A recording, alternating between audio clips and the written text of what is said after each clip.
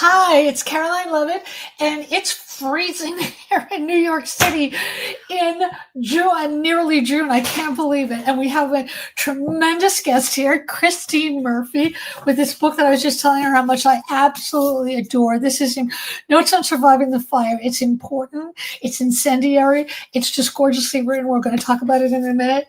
And she's up in Maine where they're expecting a nor'easter. So we're going to try to keep everything running smoothly. So anyway, just a few notes for everybody. This is going to be recorded, so it's going to live forever on a Mighty Blaze on our YouTube station. So if you want to tell your friends, which is a good idea, if you want to watch it again, if you want to watch it to add comments or whatever else you'd like, that would be super. You can find it on YouTube. Just search for A Mighty Blaze. You will see there's a chat on the right. Don't be shy. Pop your questions in for Christine. Comments are always welcome. It's really great.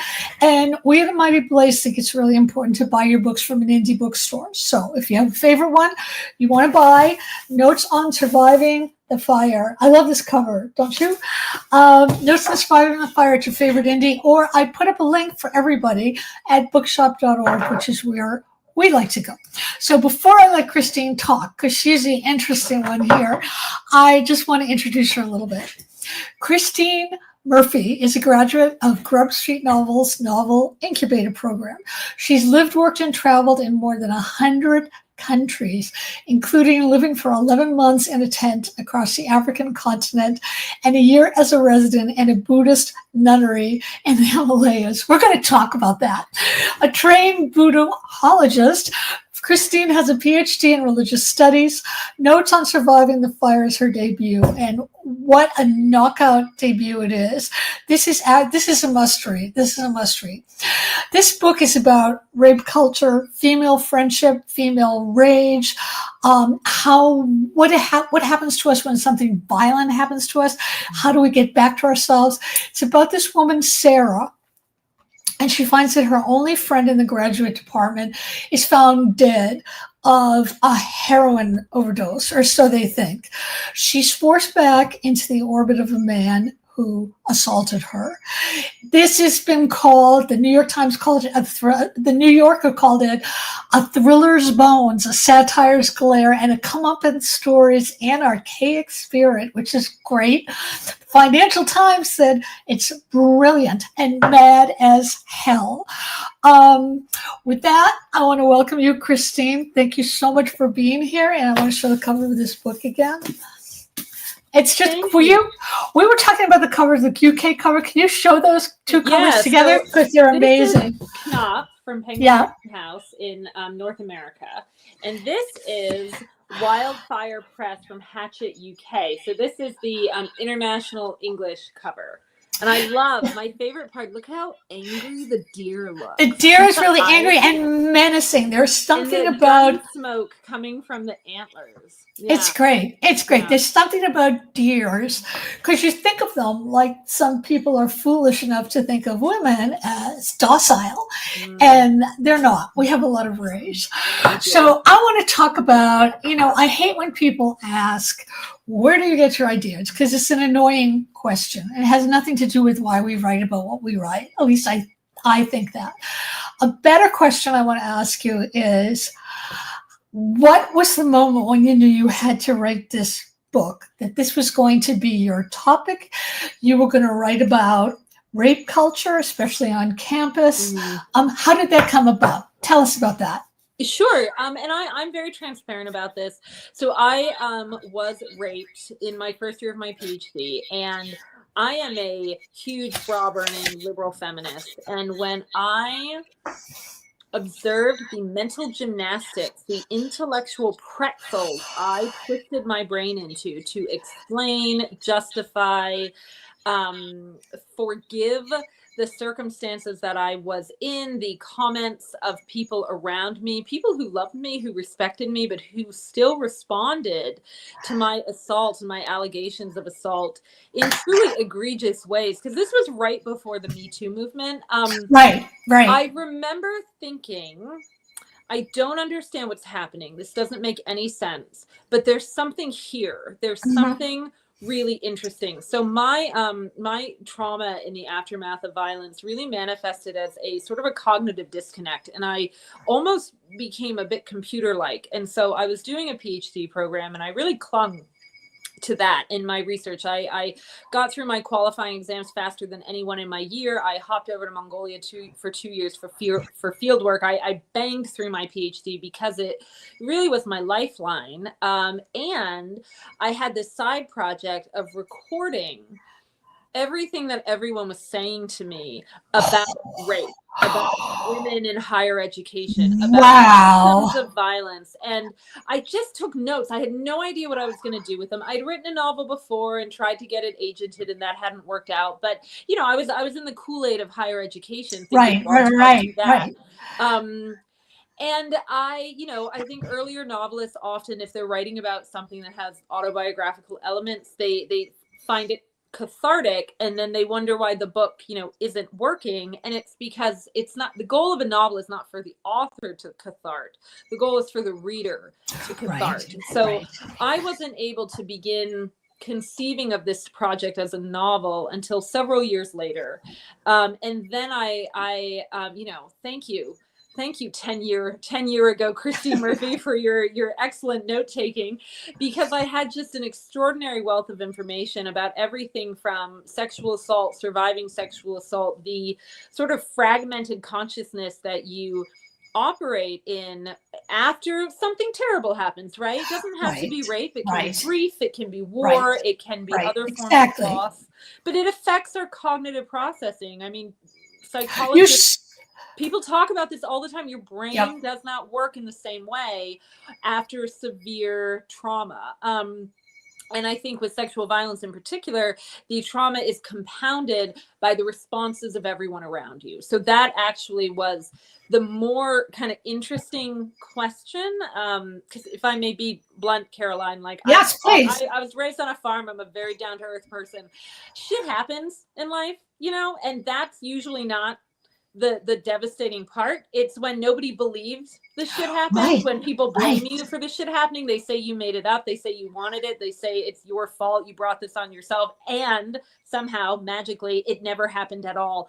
That's what's like the triggering issue. And a lot of the gaslighting, the dysfunction, the blame, the systemic perpetuation and cover-up of the violence was mirrored in a lot of the dysfunction of higher education in the United States. So I wanted to play with that. And then I added in the climate crisis piece regarding the wildfires, because I think that's a similar thing that we're operating with, of what is obviously happening, what is very real, and people ignore it. People telling us we're making it up. Like, no, there's no climate crisis. Right. Snow at Christmas in New England in 15 years, but nothing's getting warmer. It all really, I began to see all these parallels, and then I thought, I'm going to turn this into something awesome. Tell me how you felt writing this book and how you felt when you finished the book. Because usually writing a book, you change. It's, I could see the rage on the page and the grief on the page, and Sarah's raped and she reports it to the Title X office and they just sort of file it away. I was wondering, how transformative was it for you to write this book and to finish this book? I don't think I was able to approach the writing of the book until I was at a place where I could see it as something other than myself. Okay. This is not, and in full transparency, this is not a veiled memoir. No, it doesn't read like a memoir. No. God forbid. Can you imagine? No. No. This is a novel. This is a brilliant novel. Yeah. So I found the first few drafts. Sarah came barreling into my brain. I knew immediately she would be first person, present tense. The book would take place over a short period of time. And I knew that was risky. Literary fiction, first person, present tense, we tend to associate with YA. So I knew that was a gamble right then and there. I did not want the voice to be any less angry, but I also know as a reader myself that when you present art that's going 90 miles an hour with no break, you do lose your reader. People get kind of overwhelmed. They're like, God, this is a lot, or they just get desensitized to it, right? Like, when you're watching a movie Right. and a character's like really depressed and they're depressed for the whole movie, you sort of lose the gravitas of the scenario because you're like, well, they're just so damn sad the whole time. Like, so I worked on adding elements of humor, elements of love, softness to it. And I don't think I would have been able to do that if I had written it closer to my own experience of sexual violence. Right. I want to ask you a question. Why do you have to forgive? I mean, you mentioned forgiveness before. Are you saying that in terms of like people believe you have to forgive so you can move on? No, I don't think you have to. I don't think anyone has to forgive anyone. Oh, good. I'm glad. I just wanted to clarify, because I think that there's this American notion that, you find forgiveness and you move on, but I think some things are unforgivable. I do love the expression, and I forget what it refers to. Maybe it refers to anger or vengeance, but like it's the equivalent of drinking poison and expecting the other person to die. Right. I love that. So I think the word forgiveness has a lot of baggage to it, and it has a lot of Judeo-Christian baggage that is almost always leveraged at people who have, often women and people of color, like marginalized groups who really have suffered generational trauma, right? Right. Yeah. It. I don't know if forgiveness is really kind of the word that I would use, but I do think it's a different word. It's kind of like just letting go or like moving on. Like, so I was going to say, would you say like embracing the change? Because in my acknowledgments, I have a lot of people reach out to me of how moved they are by the acknowledgments. And one of the lines I have here, this book came to be through the man on my back. I have carried you a long time. I set you down now. This book came to be through everyone who knew about the man on my back. I have carried you too. It is time for you to carry yourselves. So when I think of, I guess, forgiveness, it's really about looking at the things you carry and asking if they continue to help or serve you, and the things that don't, that weigh you down. Right. When are you able to just set them down? Were you able? It's nothing to do with the other person. It's not whether I've forgiven my rapist. I don't think about it. Right. You're right. It's you. I don't carry him anymore. Okay. Have you yourself been able to set things down? Oh yeah. Oh, good. I think there's I think that's one of the wonderfully transformative powers of art. Yes. Actually. Yes. So for example, you asked me how writing the book changed me. I am selling my house this summer, and in my basement I have so many books, and they're all in my house. But I have these two giant Tupperwares, like the really big ones, suitcase size, full of books about sexual violence. And they're all academic books that I collected during my PhD when I was doing my kind of research project. Right. And I was looking at them the other day, and I was like, I don't need these anymore. I collected them because I knew I wanted to work on a project. I had no idea what it was.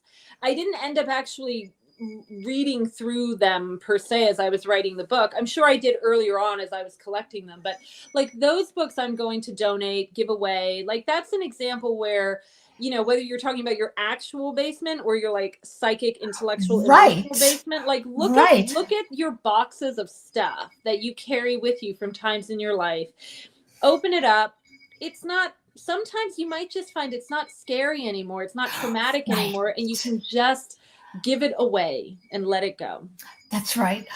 Sarah, like you, is focused on Buddhism, but she's also focused on vengeance. How do these two things coexist? It talks a little bit about that in the book, and it's so fascinating. But I want you to talk about it. My PhD dissertation was called "The Whitest, the Richest, the Buddhists: How the 1% Appropriated the Tradition of Renunciation," and it came about in a very backward way because originally I was doing a traditional Buddhist studies project, which is where you go to a country which has a long history of Buddhism. I went to Mongolia, and you translate some old text that no one's ever heard of, and then you publish the translation, and you publish like 100-page document explaining why it's important and blah, blah, blah. When I was in Mongolia, one thing I found really odd was I'm sitting there as like this like friendly little white woman in a monastery, and everyone is treating me like I'm some sort of, you know, brilliant, excellent, important person. Wow. What are you doing? Like, they're actual monks and abbots next to me, and I'm just like your little awkward scholar. So I wanted to poke a little bit of fun at the Western world's tendency to interpret Buddhism in ways that are totally contradictory to many of the core teachings of the doctrine. Violence is all over Buddhism. Really? War is all over Buddhism. Large scale, like end of world apocalyptic narrative is all over Buddhism. I love it. I love Rich it. white people, like those of Southern California, where my character finds herself, they don't want to hear about that, and they don't believe you, even if you have a PhD in Buddhist studies, when you tell them that that's the case. So I like to poke a little bit of fun at the Western Orientalist misinterpretation of Buddhism. At the same time, Buddhism asks some really interesting questions. So one of the big questions in Buddhism around karma, which is the law of cause and effect, is not what actually happens, but rather the motivation behind what happened. So in Buddhism, if I say, oh, Caroline, I hate her, I'm going to kill her, and my goal is to murder you.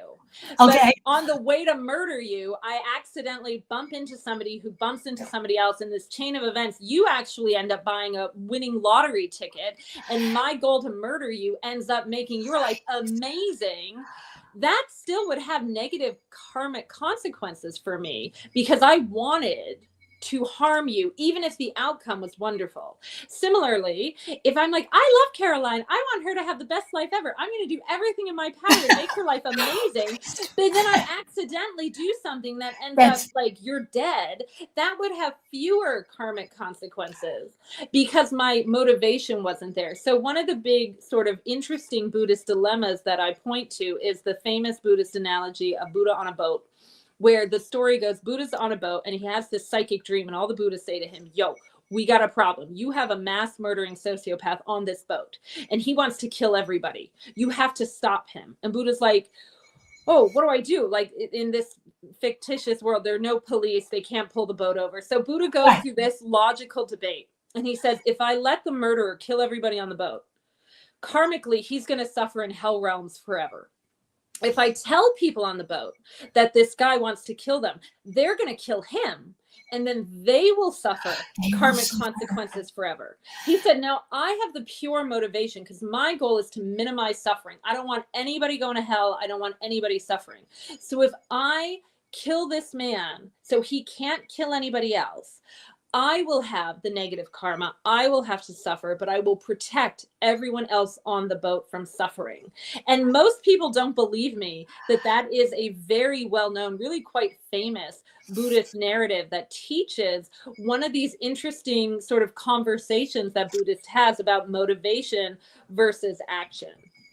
It also seems to be about responsibility. Yeah. Because he's saying it's my responsibility to do this. I want to talk about the hunting. Sarah has hunting in her blood because she grows up in Maine, and what's funny, odd, and like funny, haha, is that she justifies her own need to hunt down those who did that to her. So I want you to talk about that in terms of hunting psychology, the psychology of the hunter, and also being a Buddhist, studying Buddha. And how does she feel that will stop more rapes if she does this action?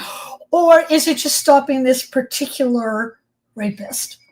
You know, it's a great question. So I grew up in northern New England around a lot of hunters, and I considered that to be just very normal and nothing wrong with it. I'm a meat eater, and I, on the one hand, I think, I feel very strongly about buying fair trade, wild caught, right. humanely raised animals. And so a lot of my vegan friends, I have so many vegan friends, are kind of appalled by my attitude on that. On the flip side, when I lived in California for the first time, I came face to face with large scale farming, and I was absolutely horrified by it. The inhumane treatment of animals is Right. shocking to me. Right. Similarly, I spent a year backpacking across Africa, and I came across trophy hunting, where you kill something just to like collect the horn or the head or the hide. And I think it is absolutely grotesque. So I have myself, and I have a lot of pets. I'm a huge animal lover. So here I am eating meat and supporting the meat industry while I also love and protect the animals in my home.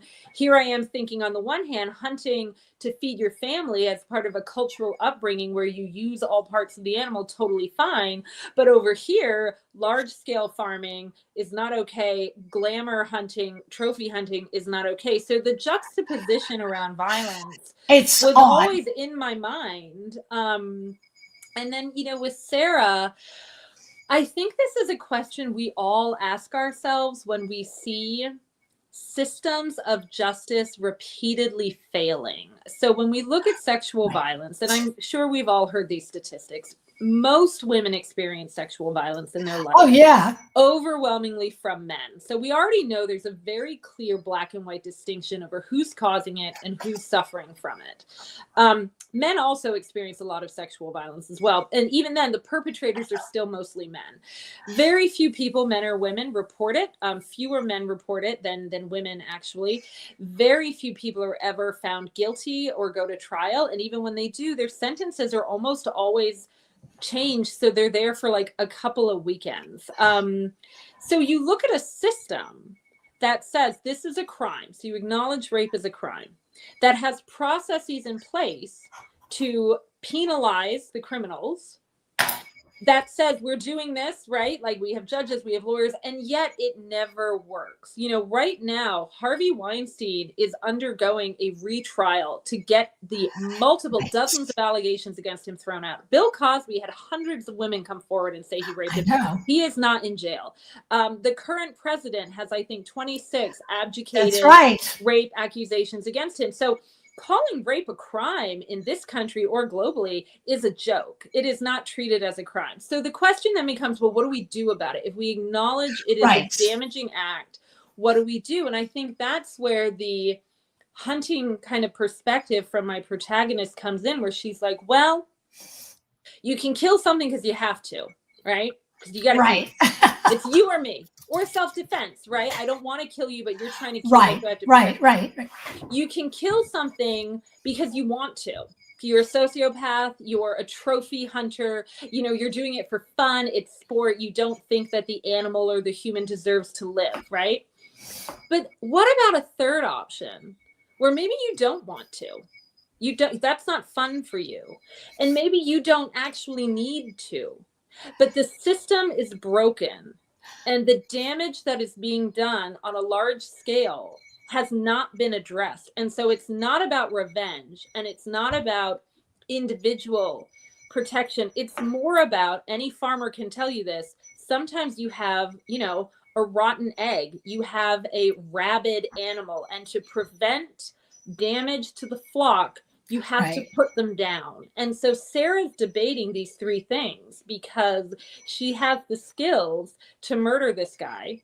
She knows very personally the terrible damage that he has done. She's heard through the grapevine he has raped other people. She sees him targeting other women. She knows the system is broken. So the question of violence becomes, is it revenge? Is it just, I hate you? Is it self-protection? Like, for her mental health, most rape revenge narratives are based on the premise that, like, you've hurt me, so if I hurt you, now I'm better. So is it like therapeutic, or would it be the morally just thing to do, not from a revenge point of view, but to essentially fill the gap in a broken system? There's this great passage in the book about why men don't understand rape. And it's about, It's a cookie. Rape isn't something men understand. When the guy asks her to explain more, she gives a little speech that deserves to be as off-cited as the cool girl monologue from Gone Girl. This is about your book. Here's the speech. I think men think that rape is unwanted sex, and sex is great. So how bad can unwanted sex be? You think it's like being force-fed a cookie. You didn't want the cookie. Maybe it's not your favorite type. You're not in the mood, but it's a cookie, and you eat cookies all the time. So what's the big deal? It's just a cookie. This bro culture, rape culture, the thing about, like no means yes, and yes means you can anally rape somebody. It's sort of, how do we fight back against that? Because to my mind, I feel like it's getting worse. I mean, I just feel it's getting worse, and I feel like it's condoned by the government in a way. Are there things that you advocate for? Like, I kept thinking everybody who goes to college should take a class, on rape and rape culture to understand it, and women should start standing up against this. It's kind of like guys won't have frat parties if girls won't go. Yeah. It's good. But the another thing I wanted to talk to you about, which really just sort of twisted my mind, which was the Alice Sebold case. Alice Sebold was raped. She wrote a really fine book about it, raw book, Lucky, about her rape and how she reported it and how the cops took her over and made her look at a lineup. And she identified one guy, an African-American guy, and said, that is my rapist. Guy went to prison. A few years ago, she was, she was making a movie about this guy, and I think it was either the director or the producer was looking into the facts that happened years ago, and he discovered that the guy she had identified could not have been the rapist, and he was set free. So that is sort of, and the reaction of people was very strange because, of course, they were all glad that this guy got off. That was great. But then there was a lot of stuff going on where people were accusing her, Alice Sebold, of being racist because she just assumed, here's a black guy, he's a racist. Obviously, this is much more complex than what I'm saying, but it made me feel like we almost have to, do you feel like I do that we have to widen this whole rape discussion to how we see it for both men and for women and how we understand it through our attitudes and what we do about it? I mean, a couple of things, like you've sort of fallen into a very common trap, which is when we talk about rape and how common it is and how very few men are persecuted, inevitably we come up to like one example where right. I know. I have a son, that's why. Okay, I'll be really transparent. I'm just not too worried about the wrong guy going to prison for rape because very few men ever go to prison at all for rape. It's terrible if someone is falsely accused of anything. But so few people get accused of rape. I just don't lose any sleep over it. I think in that case, what is very clear, there is a long and disgusting history of hiding behind the love and protection of delicate white women in order to lynch, murder, and attack black men. Right. And so I think the fact that a white woman accused a black man of rape and he went to jail, that has more to do with racism than it has to do with wanting to protect or frankly give a shit about sexual violence. So that's like the broader framework to that situation. What I will say, my next book, so this book really looks at systems of violence against women. And when you're talking about violence against women, that is inextricably linked with sexual violence, gender-based violence, and intimate partner violence. That is the bulk of violence that women experience. My next book is looking at systems of violence against men. And so that is inextricably linked with industrial military culture and the way that we use men's might against themselves and against each other. And one of the things that I'm very interested in with looking at that are these broader questions of not what is toxic masculinity, how do we fix it? I actually think, I kind of view this the same way I view like white feminism and all the Karens of the world. Like no one fixes it for us. White women need to like pull their shit together and not behave this way. Men need to fix men. And so, no, Right. women do not say, I'm not going to a frat party. That is not a woman's responsibility. Men need to intervene when they see their friends raping someone. And men That's I right. feel very That's right. strongly about that. That's right. It's not a woman's responsibility to watch what she wears. No, It should be a again, man's responsibility not to have there's those a impulses. long and Yeah. gross history of saying that women don't get to be treated as autonomous beings who are equal in the eyes of the world, and yet You're we are right. responsible for the behavior of men. You're I right. don't- You're How right. is that possible? How am I if You're I'm right. not fully human and I don't get to have the rights of a fully human man, and yet somehow I'm responsible for the actions of a man? There's such a logical incongruity there. It doesn't make sense. But what I will say, when I look at where toxic masculinity comes from, which for me is very violent, it is disrespectful, it is a consistent and perpetual attempt to make yourself bigger, stronger, better, higher up the hierarchy than everyone around you. All I see is glaring vulnerability. I see people, men who don't know what emotions are, who are terrified of them, who don't know what vulnerability is, who have been raised to believe that feeling and loving and thinking and pausing and patience is somehow incongruous with their human identity. And women are used to hearing that we're doing it wrong, right? We're used to operating this absurd walk of, you got to be sexy, but you can't be slutty. You got to be smart, but not smarter than him. You have to be funny, but you need to laugh at his Right. We've all heard that, right? Men in power are kind of only facing this for the first time. And the simple truth, in my opinion, is that the entire system is rigged. And the goal is to keep people fighting amongst each other so that they are distracted from the fundamental inequality that underpins pretty much every modern society, which is just like the rotten core of post-capitalist, tech-heavy industrial focus. So when I think about why is toxic masculinity getting worse, I think it's because they are more and more afraid.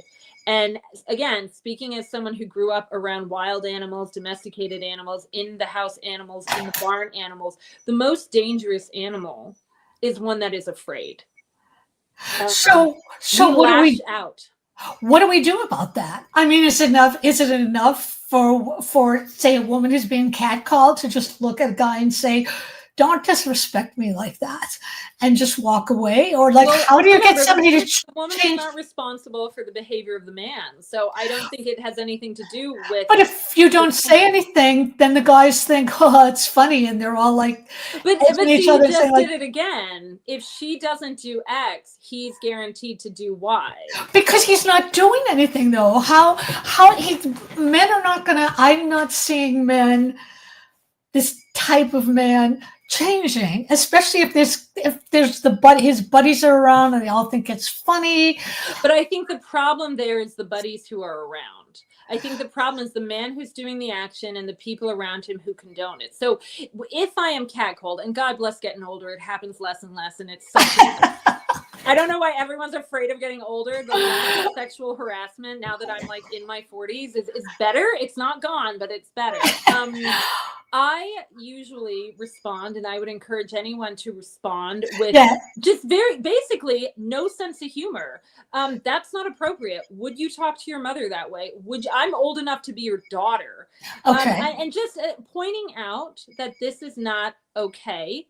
And then moving on and not engaging. It is no one's job to teach people who don't want to learn. Now, the broader question, I think, is that young people, I treat kids and young people very differently than I treat an adult. An adult man is responsible for his own actions. I don't tolerate their bullshit, but I don't feel that I need to automatically intervene and help them out. My biggest concern are young boys and girls who they don't have places to learn basic things like consent. You know, there are many countries, most of which I believe are in Scandinavia, that teach consent. And it's not about sex. It's Right, about right, sharing. It's about right, bodily right. autonomy. It's about respecting when somebody says no. It's about understanding that when you exist in the world, you affect other people. Want no biting. Okay, why not? I want to bite him because it hurts him. It's about Right, teaching empathy. And I think right. we have a empathy crisis in this Yes, country. And I think men are suffering the most from it and are perpetuating it because feelings are girl things. And you right. cannot live. The world that we live in is so interconnected between social media and translation technology. Nobody can live in a bubble anymore.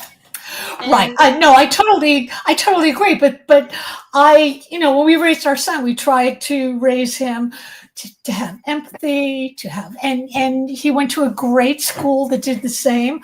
But now those kinds of lessons in schools are being shut down and shuttered as being woke. that's right. And what is wrong with woke? Woke means you're awake, you're seeing these things. I sort of agree with you. I think it has to, not sort of, I do agree with you. I think it has to be taught. When you Yes. see that it's okay for guys to have female Yes. friends and they're just friends. Yeah. You know? That's a good thing.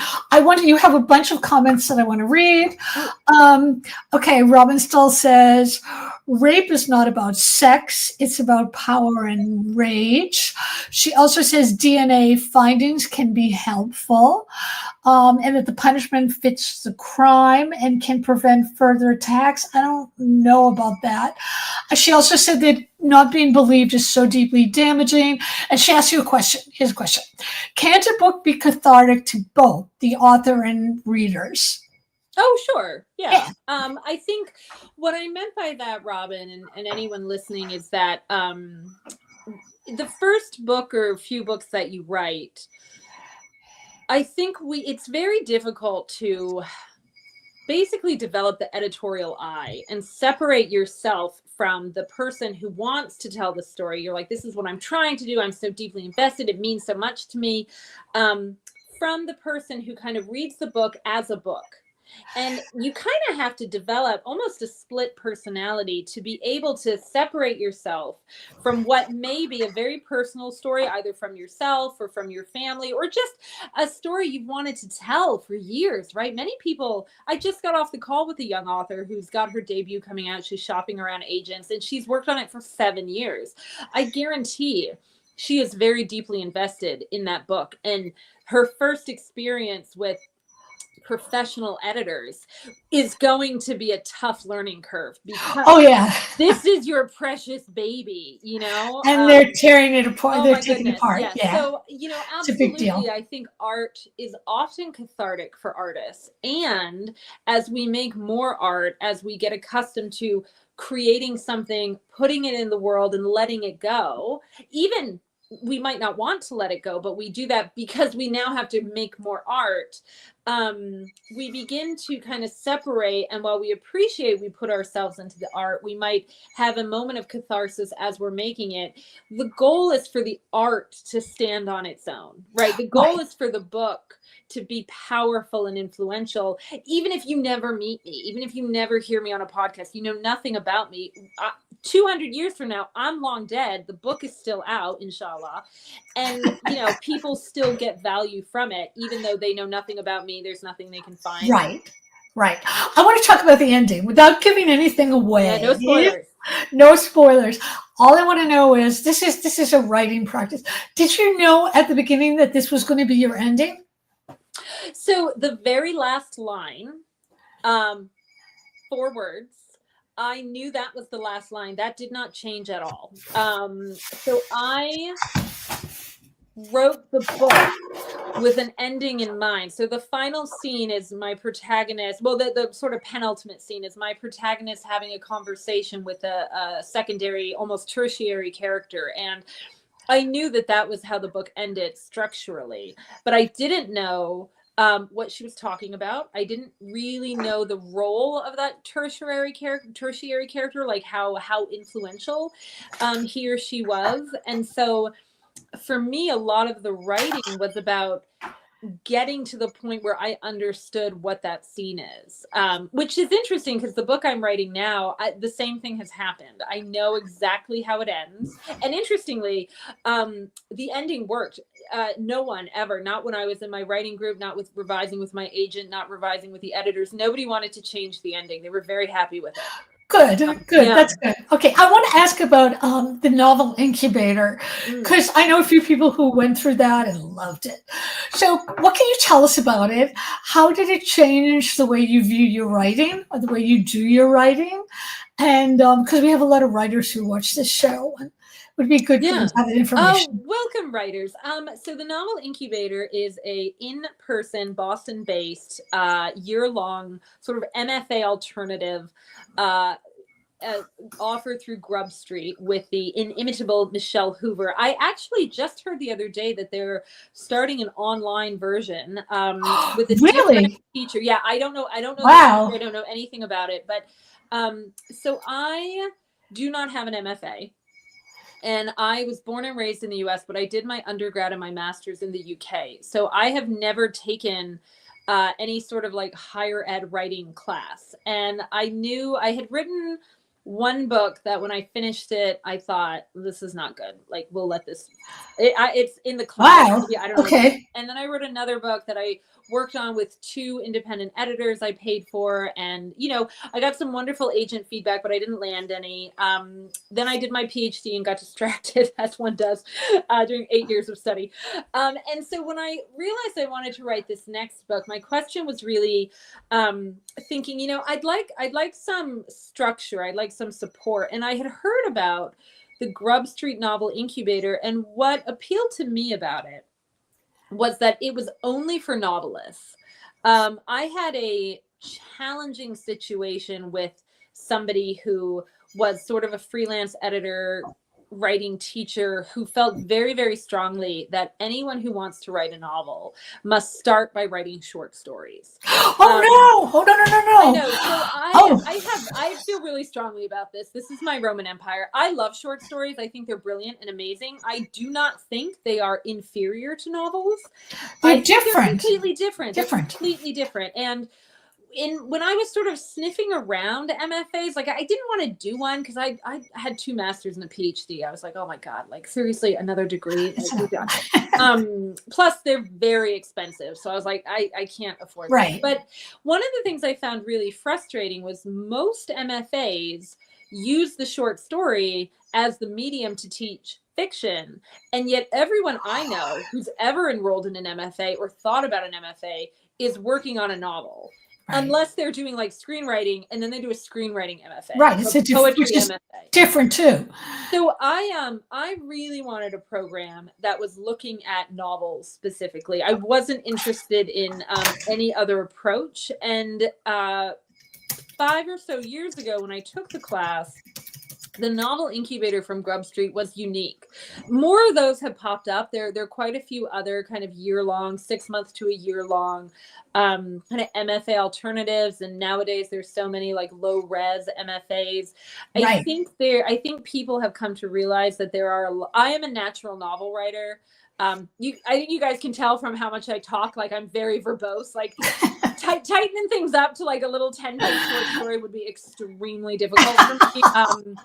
I like big, like I always joke, I say I write novels, not short stories, same way I knit sweaters, not socks. Like they're both beautiful, they're both tricky, but like I like big things. You know, my cat weighs 20 pounds, like I like big things.